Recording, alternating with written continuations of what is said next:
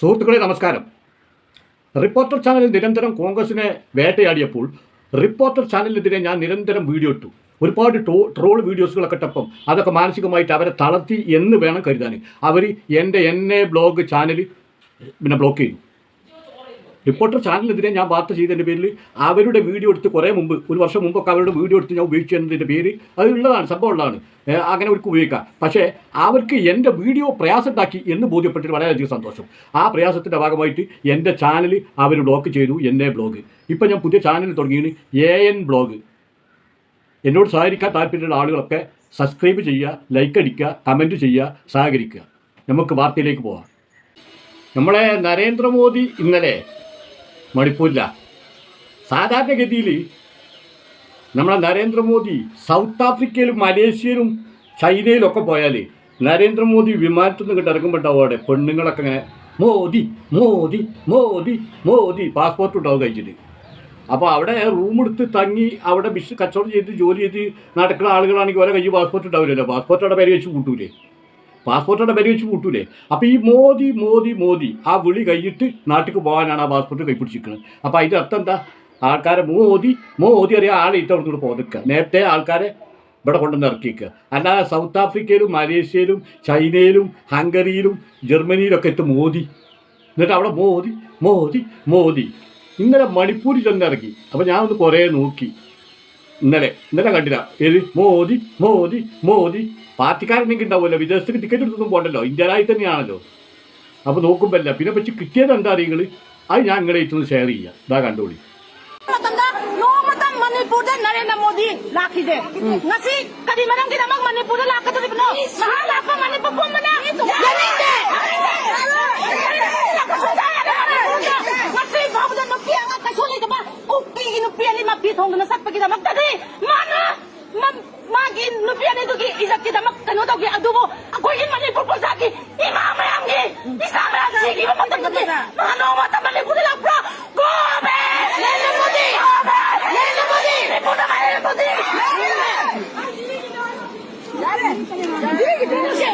मणिपुर के आने के कोई नहीं है। आज तो मणिपुर के पास में मैं बहुत लोग हूँ। क्यों? अब अभी तक आने की क्या जरूरत है?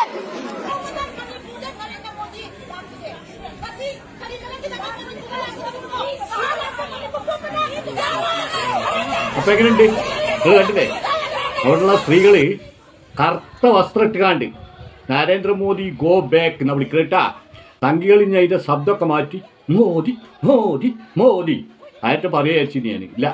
അപ്പം കറുത്ത ഡ്രസ്സ് ഇട്ട് വന്നിട്ട് Narendra Modi go back, Narendra Modi go back. പാവപ്പെട്ട പെൺകുട്ടികളെ പിച്ച് ചീതിയിട്ട് 2 കൊല്ലമായിട്ട് തിരിഞ്ഞു നോക്കാത്ത ആളെ അപ്പം ഇങ്ങനെ സന്ദർശനം നടത്തുക. Saudi Arabia, America, Italy, Germany full tour ചെയ്ത് ഇവിടെ ഇങ്ങനെ പെൺകുട്ടികളെ പിച്ച് ചീന്തുക, വീടുകളും സ്ഥാപനങ്ങളും ബോംബിട്ട് തകർക്കുക, റോട്ടിൽ കണ്ട് ഇറങ്ങിയ സംഘപരിവാറിൻ്റെ അയിഞ്ഞാട്ടം.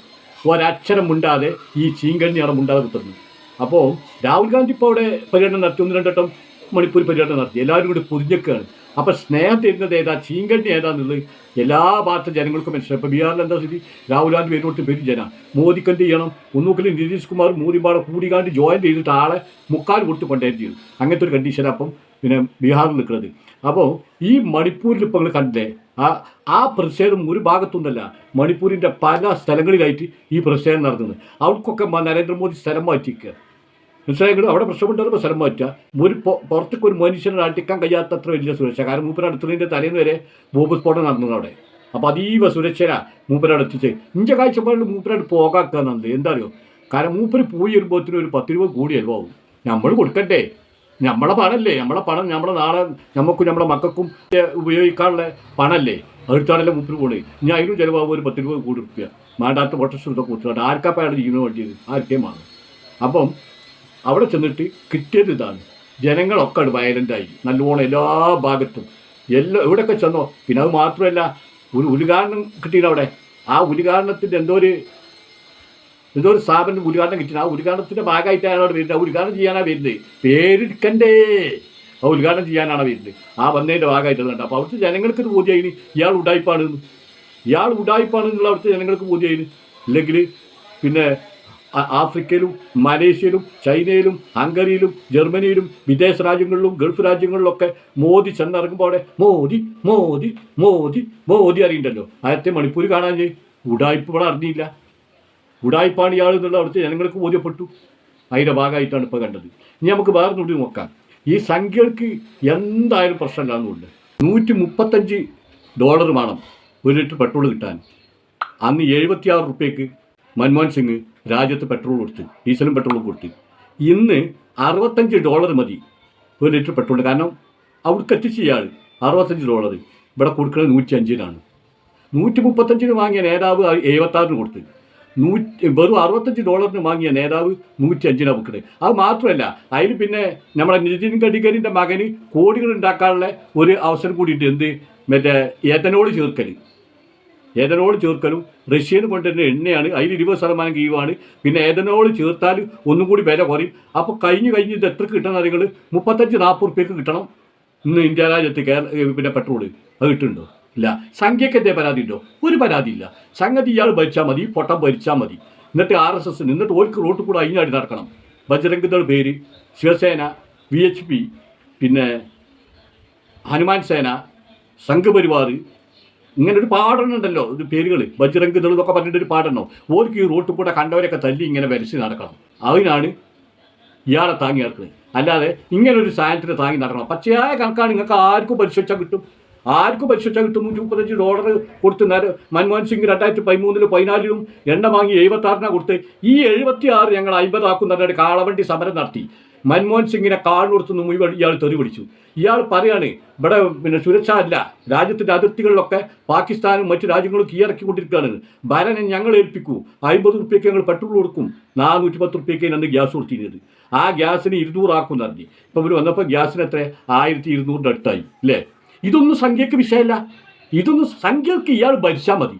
ഇനി തിന്നാൻ കിട്ടിയില്ലെങ്കിലും പ്രശ്നമല്ല, ഒന്നുമില്ല. ഇയാൾ ഭരിച്ചാൽ മതി. എന്നിട്ട് ജയ് തൂറാൻ എന്നും പറഞ്ഞായിട്ട് ഉള്ള മസ്ജിദോ പള്ളിയോ മദ്രസോ ഏതേക്കൂ അയാളൊക്കെ എന്തെങ്കിലും ഈ ഏത് മതഗ്രന്ഥത്തിൽപ്പെട്ട ആളുകളായാലും, ഹനുമാനായാലും ജയ് ശ്രീറാമായാലും ക്രിസ്തു ആയാലും മുഹമ്മദ് നബി ആയാലും മറ്റു മതത്തിലുള്ളൊക്കെ തലവതി ഏതായാലും സമാധാനം നിലനിർത്താനാണ്, സമാധാനത്തോടു കൂടി ജീവിക്കുക, അയൽക്കാരനെ സ്നേഹിക്കുക, ഭക്ഷണമില്ലാത്തൊരു ഭക്ഷണം കൊടുക്കുക, അതുവരെയൊക്കെ പറഞ്ഞത്. ഒരേമാതിരി ഈ ദൈവങ്ങളിൽ നിന്ന് വിശ്വസിക്കുന്ന ആളുകൾ മുഴുവൻ, പ്രവാചകനടക്കം. പ്രവാചകനെ ദൈവത്തിൽ കൂട്ടണ്ട, പ്രവാചകനായിട്ട് നിന്നാൽ മതി. പേരെടുത്ത് പറയാൻ ഒരാൾ തന്നെ പ്രവാചകൻ എന്ന്. അപ്പോൾ ഈ പ്രവാചകനായാലും ആരായാലും സ്നേഹത്തിൻ്റെ സന്ദേശങ്ങൾ വിതറാനാണ് പറഞ്ഞത്. അല്ലാതെ എവിടെ പോയി ബടി കത്തിരുത്തിക്കാണ്ട് ജയ് തൂറാൻ എന്ന് പറഞ്ഞാൽ തല്ലിക്കൊല്ലാനും അമ്പലങ്ങളും പള്ളികളും ക്ഷേത്രങ്ങളും മദ്രസകളും സ്കൂളുകളും ഒന്നും തകർക്കാൻ ആരും പറഞ്ഞില്ല. ഒരു ദൈവം പറഞ്ഞിട്ടില്ല. എല്ലാ ദൈവവും പറയുന്നത് എന്താ അറിയോ? നിന്റെ സഹജീവികളോട് കരുണ കാണിക്കുന്ന എല്ലാ ദൈവങ്ങളും പറയുന്നത്. ഇവിടെ നേരെ കണ്ട് വിളിച്ചാൽ ജയ് തൂറാൻ അതി തലക്കാട് അടിച്ചു. അപ്പം എന്താ ഈ പിന്നെ ജയ് ശ്രീറാമിന് എന്തെങ്കിലും പണി? രാജ്യത്ത് മനുഷ്യരെ തല്ലിക്കൊല്ലണ പണി. വെള്ളാപ്പള്ളിനെ കുറിച്ച് പറഞ്ഞാൽ വെള്ളാപ്പള്ളിനെ കുറിച്ച് പിണറായി പറഞ്ഞു ഗുരുദേവന് തുല്യമാണെന്ന്. ഇത്ര ഗുരുദേവന് കള്ളുസാപ്പ് നടത്തണ പണി. ഗുരുദേവന് കേരളത്തിലെ കള്ളുസാപ്പ് ഇവ ലേലത്തിലെടുത്താണ്ട് സമുദായത്തെ കള്ളുപ്പിച്ച് നടത്തണ പണി ഗുരുദേവന്. ഇയാളെ ഗുരുദേവനെ കൊണ്ട് പിന്നെ താരതമ്യം ചെയ്യുമ്പോൾ എന്നതുപോലെ മാത്രം ഇത് ചിന്തിച്ചാൽ മതി. എന്നതുപോലെ മാത്രം ചിന്തിച്ചാൽ മതി. എല്ലാ മതഗ്രന്ഥങ്ങളിലും പറയുന്നു സഹജീവികളോട് കരുണ കാണിക്കാതെ. എന്നിട്ട് രാവിലെ കിട്ടിറങ്ങും തല്ലിക്കൊല്ലാൻ. ഇയാളാണ് ഇതിനൊക്കെ വിളമ്പിച്ചു കൊടുത്ത്. ഇന്നലെ ഇയാൾ അതവിടെ നിന്നാണ് പറഞ്ഞത് ഇവിടെ സമാധാനം പുലരും എന്ന് പറഞ്ഞാൽ ബൈക്കോൻ്റെ ഉള്ളിൽ പൂപ്പിച്ചാൽ വെച്ചതാ സമാധാനം? അതോ ചാക്ക് കെട്ടിച്ചതോ? സമാധാനം പുലരണമെങ്കിൽ ഞാൻ ഈ പറഞ്ഞില്ലേ, റോട്ടിൽ കൂടെ ഇറങ്ങി നടക്കുന്നത് ജയ് തൂറാൻ പറഞ്ഞാണ്ട് കുറേ എണ്ണ റോട്ടിൽ കൂടെ ഇറങ്ങി ബടി കുന്തിയിട്ട് നടക്കണ്ടേ? ഐറ്റങ്ങളെ മുഴുവൻ പിടിച്ചിട്ട് ജയിലിൽ അടക്കുക. ഐറ്റങ്ങളൊക്കെ നിങ്ങളെ ആൾക്കാരാണ്, നിങ്ങളെ ഭരണത്തിൻ്റെ ഇതിൽ അയിലാടുകയാണ്. ഓലെ പിടിച്ച് ജയിലിലടച്ചാൽ അവിടുത്തെ സമാധാനം നിനക്ക് അവിടെ സമാധാനം ഉണ്ടാവും. സമാധാനം ഒപ്പിച്ചെടുക്കൊന്നും വേണ്ട, അവിടെ സമാധാനം ഉണ്ടാവും. സ്വസ്ഥമായിട്ട് ജനങ്ങൾക്ക് ജീവിക്കാം. ഈ നാറികളെ പിടിച്ച് ഔത്തിടാൻ നരേന്ദ്രമോദിക്ക് കഴിയുമോ? കേന്ദ്രം ഭരിക്കുന്ന പാർട്ടിക്ക് കഴിയുമോ ഈ നാറികളെ പിടിച്ച് ഔത്തിടാൻ? രാജ്യത്ത് അയിഞ്ഞാടല്ല അവർ ചെയ്യുന്നത്. മഹാരാഷ്ട്രയിലായാലും മധ്യപ്രദേശിലായാലും പിന്നെ ഹരിയാനയിലും പഞ്ചാബിലും എവിടെയൊക്കെ ബോംബ് പൊട്ടുന്നുണ്ടോ, ആൾക്കൂട്ട കൊലപാതകങ്ങൾ നടക്കുന്നുണ്ടോ, അക്രമങ്ങൾ നടക്കുന്നുണ്ടോ, അത് മുഴുവൻ സംഘപരിവാർ അനുയായികളാണ്. പിന്നെ എങ്ങനെ ഇവിടെ സമാധാനം പുലരുക? ഈ നാറുകളെ പിടിച്ചാൽ ഔത്തിടി, അപ്പോൾ സമാധാനം പുലരും. അപ്പോൾ ഇവിടെ ഇപ്പോൾ ഈ വിലക്കയറ്റൊക്കെ ഒന്ന് നോക്കിയാൽ തോതേ എങ്ങനെയുണ്ട്? അപ്പോൾ ഇതാണ് ഭരണം. അതൊന്നും സംഖ്യകൾക്കൊരു വിഷയമാവില്ല. ആ സംഖ്യകൾക്ക് അതൊന്നും ഒരു വിഷയമാവില്ല. സംഖ്യകൾക്ക് എന്താ വെച്ചാൽ ഇവരങ്ങനെ അവിടെ കുത്തിട്ട് ഭരിച്ചാൽ മതി. എന്നിട്ടുള്ള പള്ളിയൊക്കെ പൊളിച്ച് ക്ഷേത്രങ്ങൾ ഉണ്ടാക്കിയാൽ മതി. തീർപ്പതിയായി. എന്നിട്ട് ക്ഷേത്രമൊക്കെ അണ്ണാക്ക് തൊടാതെ അങ്ങനെ മുണിങ്ങിയാൽ മതി. ഒരു ക്ഷേത്രം മുണിങ്ങാണല്ലോ അവർക്ക് പണി. അല്ലേ? നേരത്തെ ഭക്ഷണം കിട്ടട്ടെ, ക്ഷേത്രം മുടുങ്ങുക, അതിനെന്ത് വേഷം കിട്ടും? കുറേ കാണാം അമ്പലത്തിൻ്റെ ക്ഷേത്രത്തിൻ്റെ പരിസരത്ത് തുണിയൊക്കെ കഴിച്ചിട്ടാണ് ലിംഗത്തുമ്പോൾ കുടം കെട്ടി ഇങ്ങനെ ആട്ടത്. നിങ്ങൾ കണ്ടില്ല വീഡിയോ? യൂട്യൂബിൽ ഇടാൻ വയ്യാത്തോണ്ടാ. ആരെയും വാട്സപ്പ് നമ്പർ ഇട്ടാൽ ഞാൻ വിട്ടുതരാം. അങ്ങനെ പറയാൻ പറ്റുള്ളൂ. ലിംഗത്തുമ്പോൾ കുടം കെട്ടി ആട്ടുക, എന്നിട്ട് പെണ്ണുങ്ങളും കുട്ടികളൊക്കെ ആ കുടത്തിൽ വന്ന് പൈസ ഇടുക. ഇങ്ങനെയൊക്കെ ഇവിടെ നടക്കണമെങ്കിൽ അപ്പോൾ ഈ നാടുകളൊക്കെ പിടിച്ച് ഔത്തിട്ടാൽ മണിപ്പൂരിൽ നിന്നല്ല ഇന്ത്യയിൽ മൊത്തം സമാധാനം പുലരും. ഒരു പ്രശ്നം ഇവിടെ ഉണ്ടാവില്ല. ഒറ്റക്കെട്ടായിട്ട് ജനങ്ങൾ പോകും. പക്ഷേ ഈ ജനങ്ങൾ ഒറ്റക്കെട്ടായി നിൽക്കരുത്, അവർ ചേരി തിരിഞ്ഞ് തല്ലണം എന്നുള്ള ആഗ്രഹത്തോടുള്ള ആളുകളാണ് ഇന്ത്യ രാജ്യം ഭരിക്കുന്നത്. അങ്ങനെ ഒരിക്കൽ ഭരിക്കാൻ കഴിയുള്ളൂ.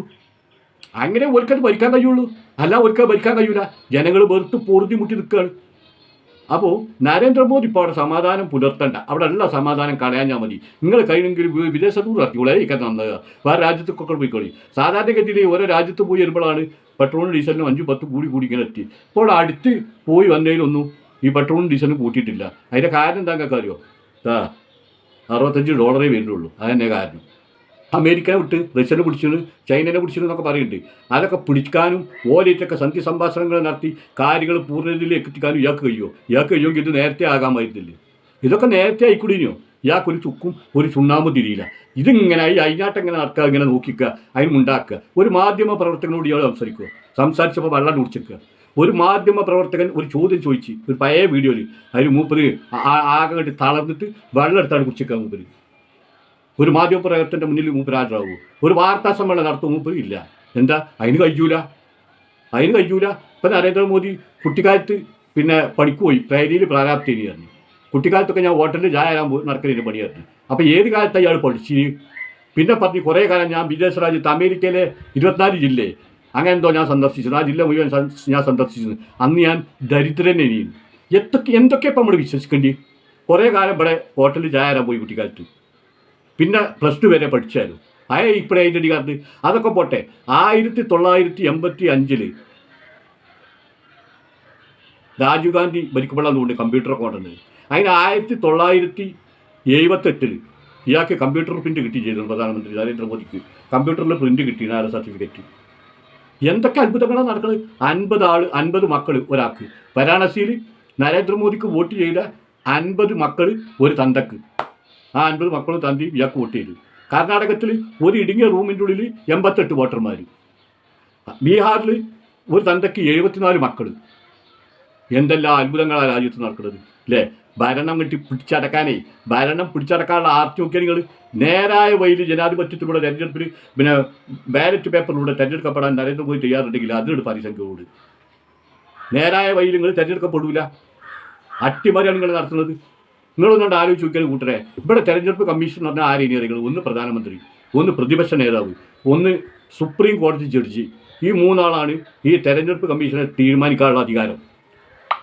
അപ്പോൾ ഈ സുപ്രീം കോടതി ജഡ്ജി പാരയാവുമെന്ന് കണ്ടപ്പോൾ എന്ത് ചെയ്തു നിങ്ങൾ?